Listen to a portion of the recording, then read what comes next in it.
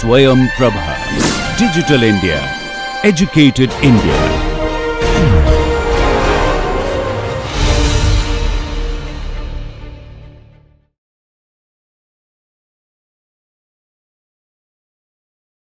அடுத்த சாப்டராக நம்ம பார்க்குறது வந்து பிரகார லட்சணம், பிரகாரங்கள்.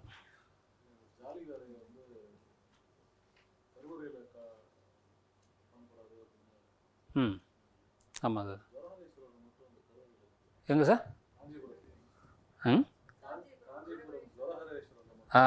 ஜொரகரகேஸ்வரர் அதுக்கு இருக்கும். இதனுடைய காரணமே அனல் வெளியே வர்றது தானே.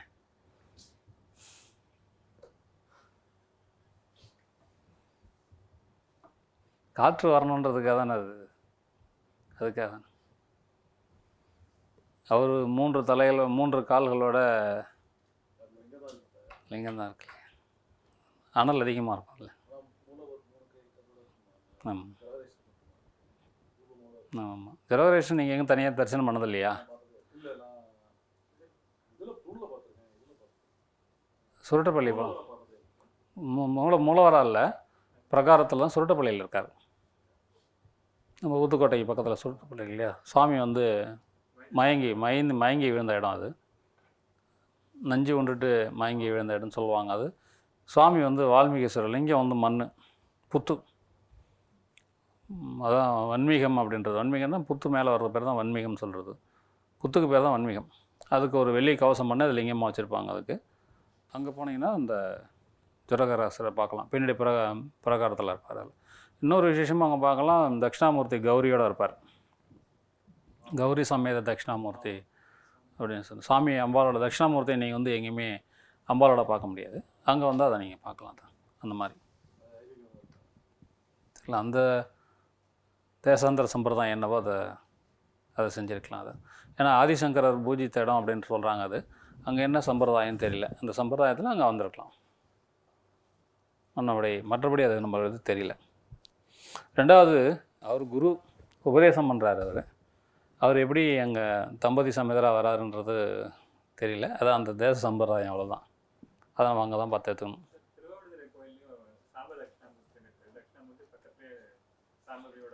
சாம்பவியோட. ஆனால் இங்கே கௌரின்றாங்க. சாம்பவி. ஆமாம்.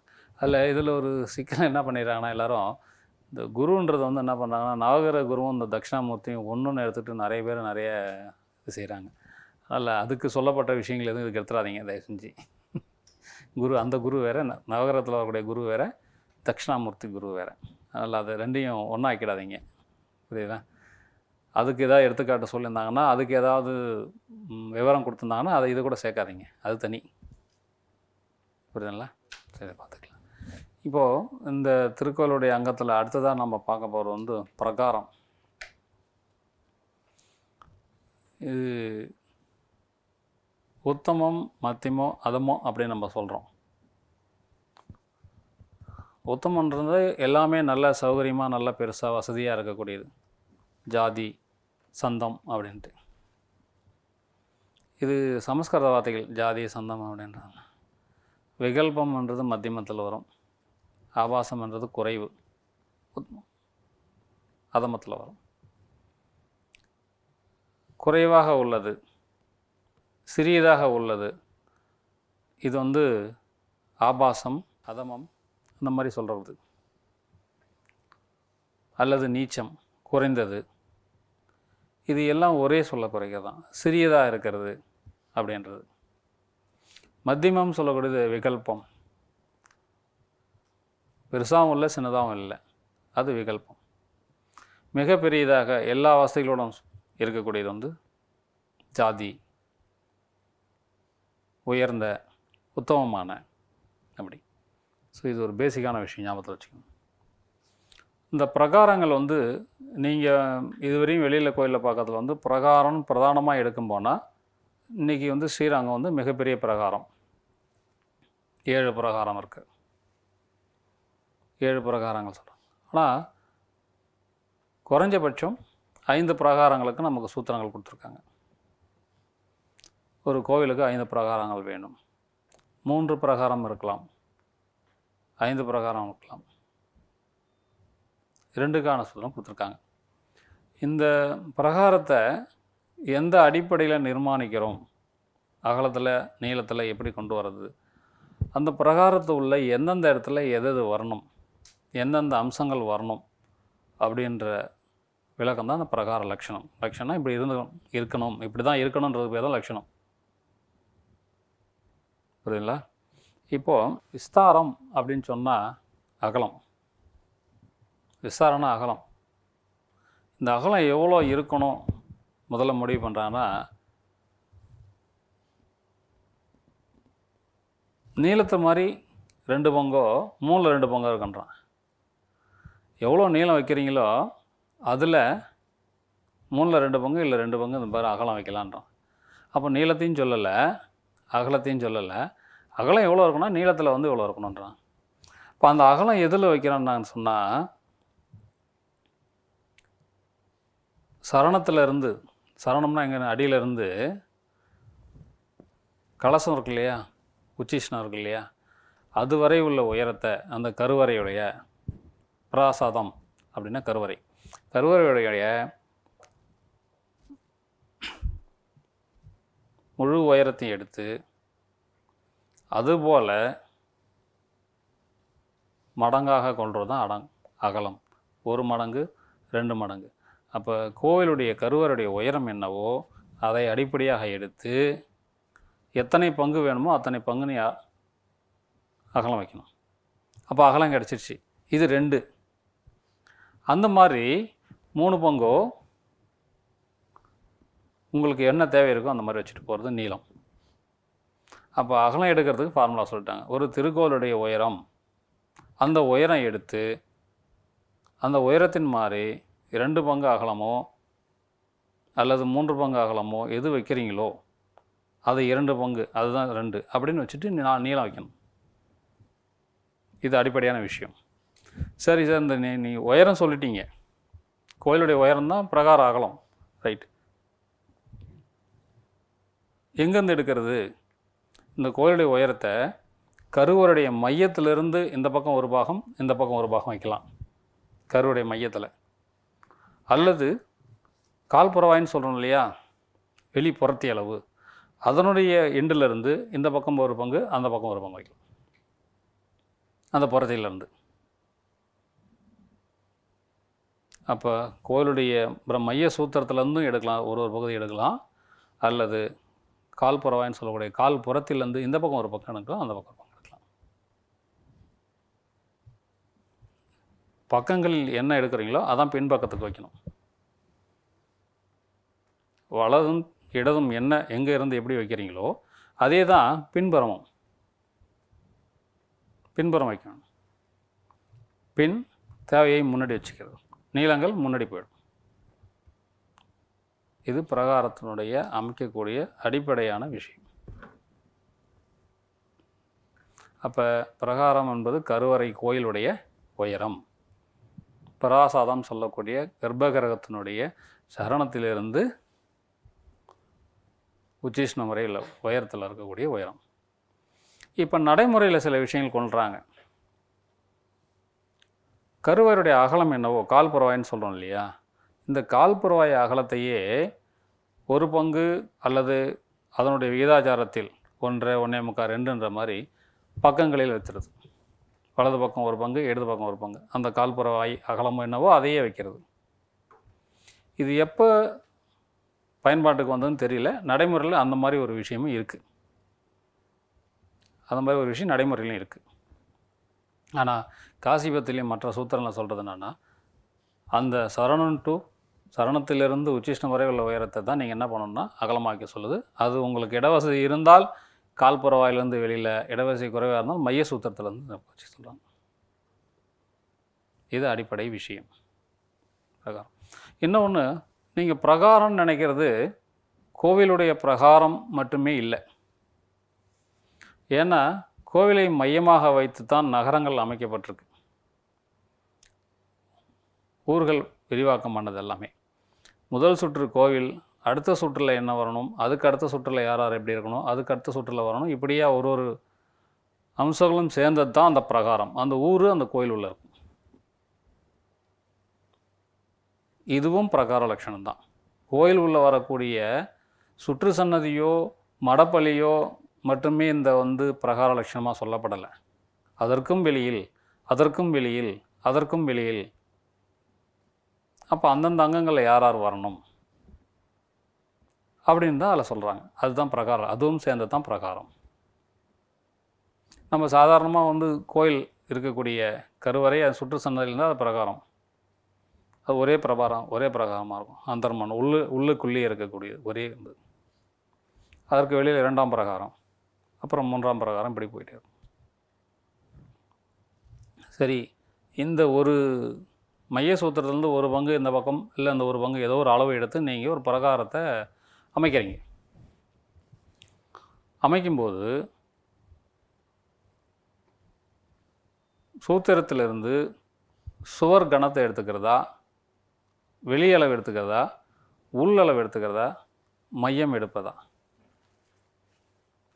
கேள்வி இது. பதிலும் அதே தான். வெளியளவும் எடுக்கலாம், உள்ளளவும் எடுக்கலாம், இடைவெளியும் எடுக்கலாம். ஆனால் இடைவெளியிலிருந்து அடுத்த பிரகாரம் விரிவாக்க செய்யும்போது அதுவும் அந்த மையப்பகுதி தான் எடுக்கணும். இதில் மையம் எடுத்தால் அதிலும் மையம், இதில் புறத்தி எடுத்தால் அதிலும் புறத்தி, இதில் உள்கூடு எடுத்தால் அதிலும் உள்கூடு. உள்ளளவாக இருந்தால் அடுத்த பிரகாரம் இருக்கும்போது உள்ளளவு, மையம் எடுத்தால் அடுத்த பிரகாரம் விரிவாக்கம் பண்ணும்போது அதுவும் மையமாக இருக்கணும். ஸோ ஒரே மாதிரியான சமமாக போயிட்டுருக்கும். நீங்கள் ஒவ்வொரு பிரகாரங்கள் விரிவாக்கம் செய்யும் போதும் அந்த சுவரோட கனம் எவ்வளவு முடிவு பண்ணுறது, உயரம் எவ்வளவு முடிவு பண்ணுறது அப்படின்னு பார்க்குறாங்க. 5 விதமான அளவு உயரத்துக்கு சொல்கிறாங்க. கோயில் மறைகிற அளவுக்கே ஒன்று பண்ணலாம். இந்த யாழை வரி சொல்கிறோம் பாருங்கள், அந்த மட்டும் பண்ணலாம். கபோத வரி பண்ணலாம், அடுத்தது உத்தர வரிக்கு பண்ணலாம் அப்படின்றாங்க. அப்போ கோயில் மறைகிற அளவு பண்ணோன்னா பெரிய கோயிலாக இல்லை, சிறிய கோயிலாக இருந்தால் கோயிலுடைய உயரம் மறைகிற அளவுக்கு, மிகப்பெரிய கோயிலாக இருந்தால் ஓவிட அளவுக்கே கூட முடிஞ்சு போகலாம், சொல்ல முடியாது. அந்த உத்தரமட்டம் வரையில் அதை அமைக்கலாம். இது ஒரு பொதுவான விதி. இந்த பிரகாரத்துக்கு எவ்வாறு அளவு கொள்ள வேண்டும்னு ஒரு விஷயம் சொன்னோம். அது இந்த 9வது பக்கத்தில் கொடுத்துருக்காங்க பாருங்கள், அதான் இங்கே டிஸ்பிளேல இருக்கு பாருங்கள். பிரகாரத்தின் அந்தர்மண்டல விஸ்தாரமானது பிரகார விசாலத்தில் 3இல் அல்லது 4இல் ஒரு பங்காகும். அப்போ அகலம் ஒரு பங்கு, நீளம் 4 அல்லது 3 எடுத்துக்கன்னு சொல்கிறாங்க. நான் சொன்ன விஷயங்கள் திரும்பி ஃபார்முலாவாக வரேன். அந்தர்மண்டலத்தினுடைய உள் பிரகாரத்தின் முதல் பிரகாரத்துக்கு என்னென்னா, அகலமானது நீளத்தில் 3இல் அல்லது 4இல் ஒரு பங்கு. அப்போ அகலம் 1 அடினா நீளம் 3 அடியோ அல்லது 4 அடியோ, அல்லது நீளம் 4 அடியோ இருந்தால் 3 அடியாக இருந்தால் அகலம் 1 அடி, ஃபார் எக்ஸாம்பிள். அது அதற்கு அடுத்தது, அதற்கு வெளியில் அந்தர்ஹார விஸ்தாரமானது 2 பங்காகும். 2வது பிரகாரம். முதலாவது பிரகாரத்தின் இடைவெளியில் அகலத்தை போல 2 மடங்கு அது இருக்கணும். அடுத்தது பேர் என்ன சொல்கிறாங்கன்னா, அதற்கு வெளியில் மத்தியகார விஸ்தாரமானது, மத்தியன்னா நடுவில் வரக்கூடியது. ஏன்னா 5 பிரகாரம் போது 3வது பிரகாரம் மத்தியத்தில் வருது. மத்தியகார விஸ்தாரமானது முதலாவது காரத்தை போல் 3 மடங்கு இருக்கணும். முதல் பிரகாரத்துக்கு எவ்வளோ சொல்லுமோ அந்த மாதிரி 3 மடங்கு இருக்கும். அதற்கு வெளியில் வரக்கூடியது 4 பங்கு, அதற்கு வெளியில் வரக்கூடியது 5 பங்கு இருக்கணும். அப்போது ஒவ்வொரு பிரகாரம் வரும்போதும் அதனுடைய அகலமானது நீண்டு கொண்டே போகுது, அகன்று கொண்டே போகுது. முதல்ல 1 பங்கு, அடுத்ததுக்கு வரும்போது 2 பங்கு. இது எவ்வளோ வச்சுருக்கோமோ அந்த மாதிரி 2 பங்கு 2வது நிலையில், 2வது பிரகாரத்துக்கு வரும்போது, 3வது பிரகாரத்துக்கு வரும்போது அந்த மாதிரி 3 பங்கு. அப்போ ஒவ்வொரு பிரகாரமும் அகலமாகிக்கிட்டே போகும் இருக்கு இல்லைங்களா? அப்போ அந்த அகலம் எப்படி எடுக்கணும்னு சொல்கிறேன் பாருங்கள். பிரதம பிராகாந்தமான அகலமானது பிராசாத சரணத்திலிருந்து அதன் மத்தியத்திலிருந்து கணக்கிடப்படுவது அப்படின்றாங்க. அதன் மத்தியத்திலிருந்து மைய சூத்திரத்திலிருந்து கருவருடைய மைய சூத்திரத்திலேருந்து இந்த பக்கம் அந்த பக்கம் எடுக்கலான்றாங்க. ஆல்டர்னேட்டிவாக அதனுடைய புறத்திலிருந்து எடுக்கலாம், கால் புறத்திலிருந்தும் எடுக்கலாம். நீங்கள் 5 பிரகாரம் முடிவு பண்ணிட்டீங்கன்னா பிரதம பிரகாரத்திலிருந்து 5வது பிரகாரம் வரை முதல்ல அளந்து முடிவு செய்து வச்சுக்கணும். ஆரமானங்களை தீர்மானித்து கொள்ள வேண்டும். ஒவ்வொரு நிலையிலையும் அதை முடிவு பண்ணக்கூடாது. செயல்படுத்துறது பின்னாடி இருக்கலாம், ஆனால் முடிவு செய்து வச்சிடணும். அதான் என்ன சொல்கிறாங்கன்னா 5வது பிரகாரம் வரை முறையே ஹாரங்களை அளந்து கொள்ள வேண்டும், அளந்து வச்சிடணும். அதன் நீளமானது, நீளம்னா இந்த பிரகாரத்தினுடைய அகலம் நீளமானது குட்டியத்தின் வரையாகும். குட்டியம்னா செவரு சொல்லியிருக்கேன், அந்த மது சுவர் வரை இருக்கும். அது குட்டியத்தின் மத்தியம் வரையிலும் அல்லது குட்டியத்தின் வெளிப்பக்கம் வரையிலும் இருப்பதாகும்.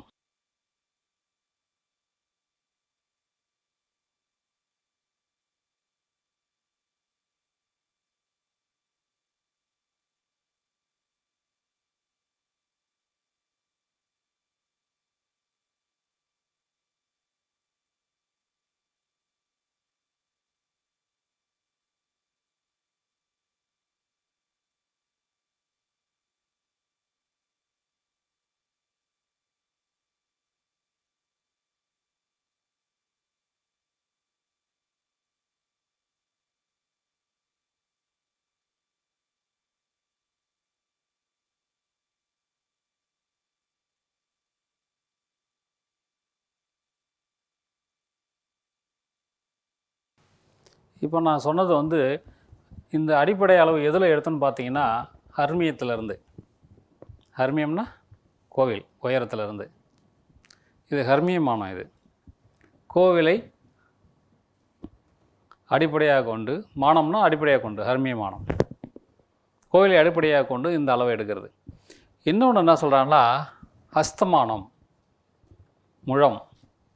நம்ம முதல்ல அளவுகளில் படித்தோம் இல்லைங்களா, முழக்கோல், அந்த முழம், அந்த முழத்தாலேயும் இதை முடிவு செய்யலான்றாங்க. நீங்கள் கோயில் கட்டுறதுக்காக ஒரு முழம் முடிவு பண்ணியிருப்பீங்க இல்லையா, அந்த முழத்தை வச்சு இங்கே செய்யலான்றாங்க.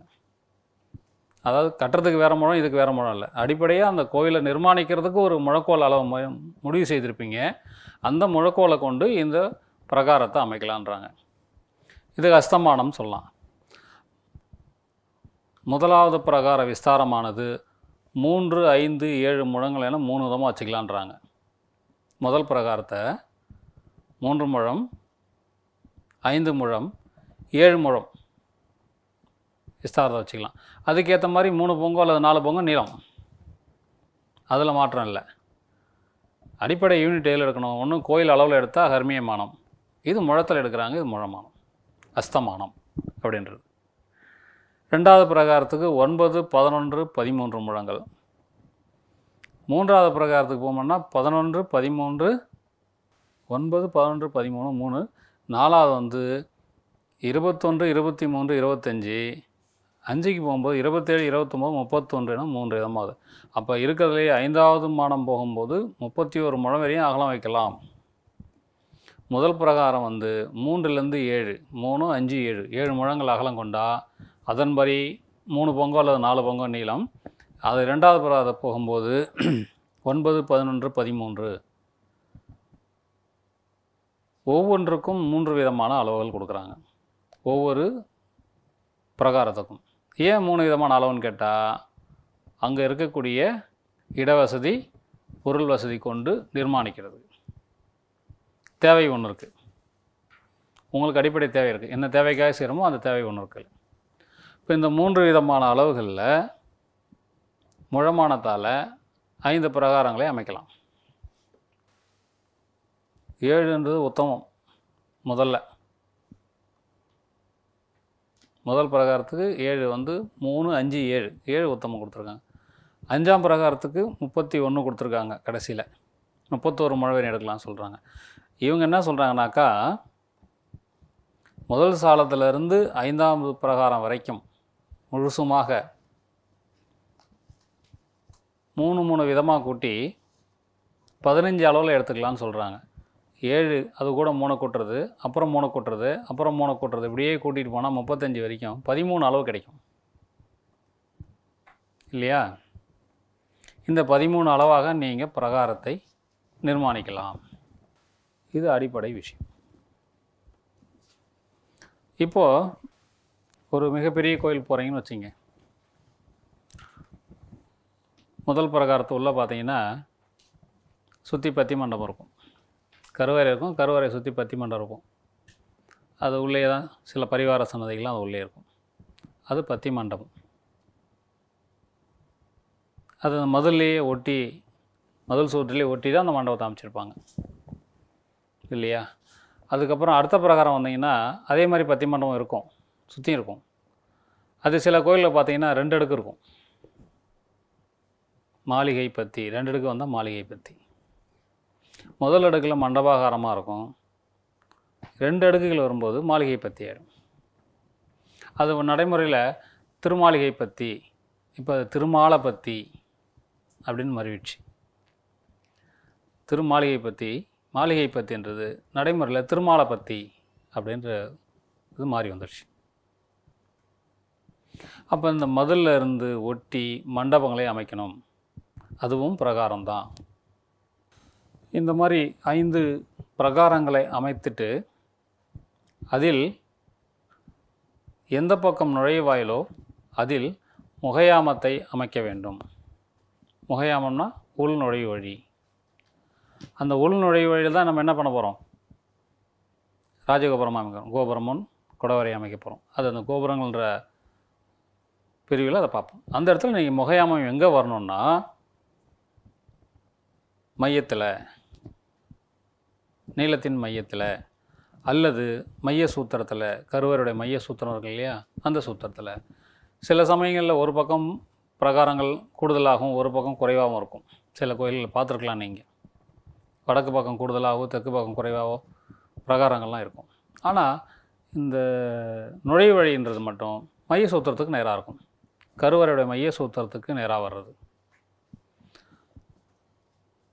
அதில் 2 வழி கண்டிப்பாக வேணும், 2 நுழைவாயில் கண்டிப்பாக இருக்கணும். 4 வழி இருக்கலாம், ஆனால் கண்டிப்பாக 2 வேணும். மற்றது 2ம் ஜாலகாரமாக கூட இருக்கலான்றாங்க.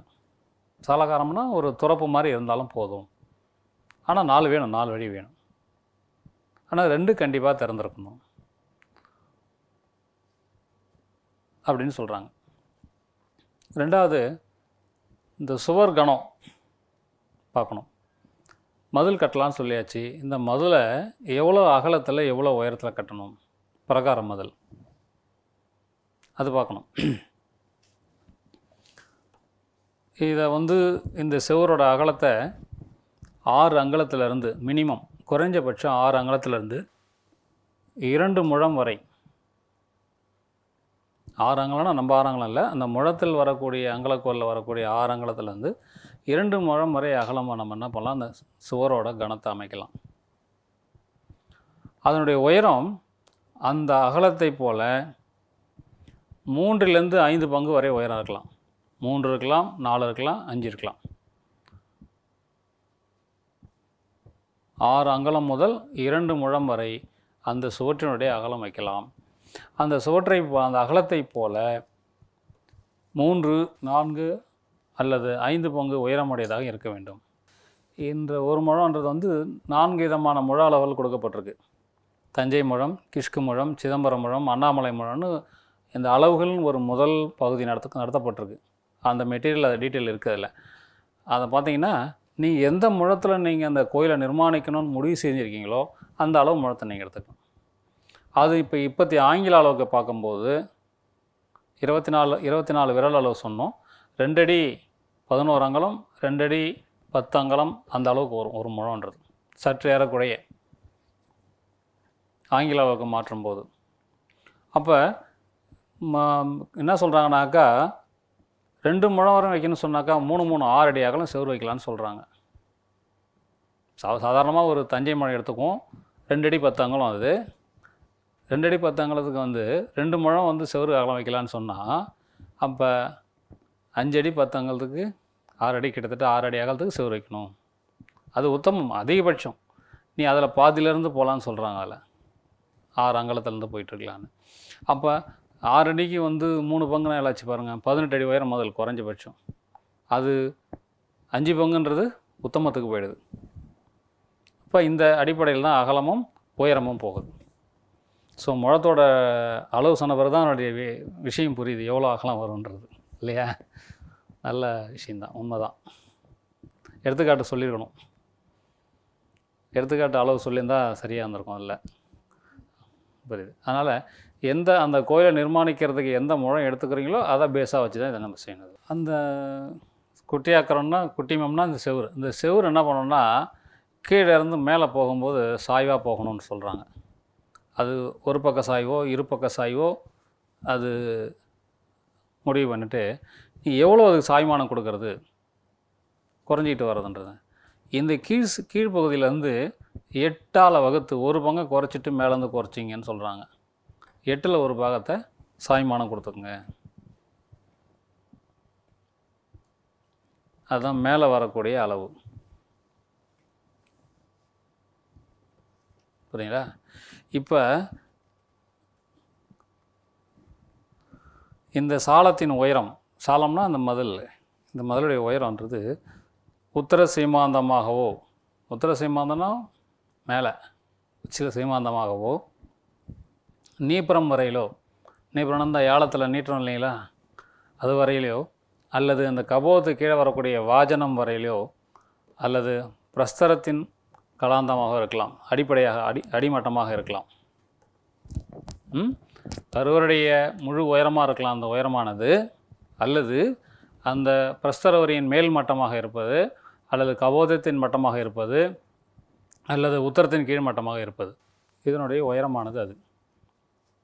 இந்த அகலத்தை போல் 3 மடங்கு வைக்கிறீங்க, 4 மடங்கு 5 மடங்கு வைக்கிறீங்க இல்லையா, அந்த 5 மடங்கு அளவு போடுறது வந்து எந்த அளவு இருக்கலாம்னா, அந்த கருவறையினுடைய உச்சளவோ, அந்த பிரஸ்தர மட்ட அளவோ, அல்லது வாஜனம் அளவோ, அல்லது உத்தரம் கீழ்மட்டம் வரையிலோ அது இருக்கலாம்.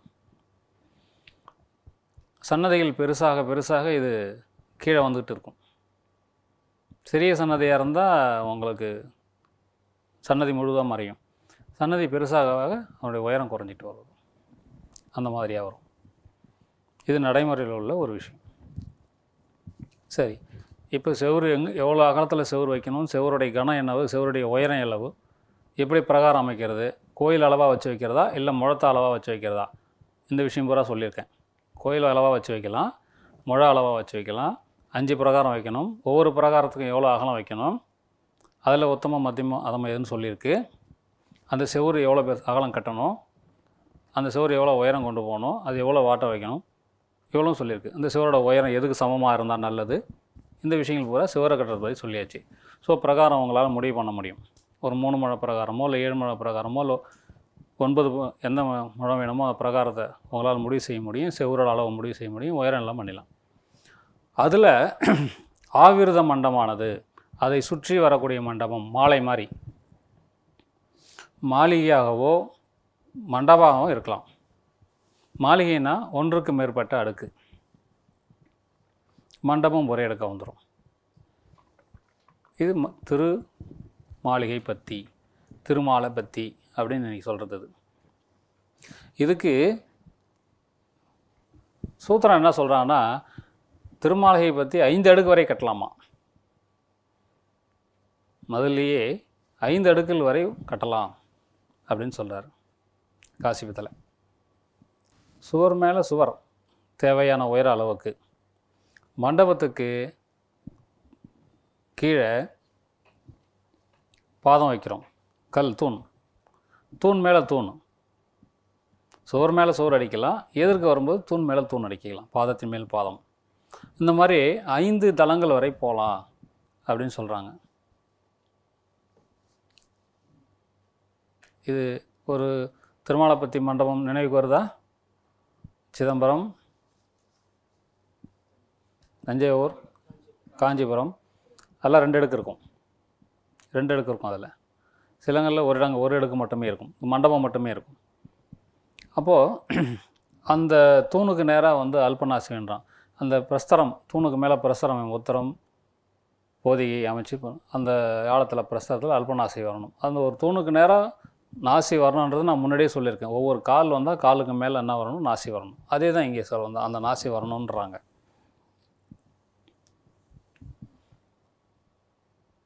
இப்போ மண்டபத்தோட உயரத்தை முடிவு பண்ணணும். எவ்வளோ உயரம் மண்டபம் வேணும்னு பார்க்குறோம். அந்த உயரத்தை 7 பாகா செஞ்சு 2 வந்து தராதளம், கீழே பீடத்துக்கு தராதளத்தை கொடுத்து 7 பங்கு தூண் உயரமாக வச்சுக்கிறோம். அதற்கு மேலே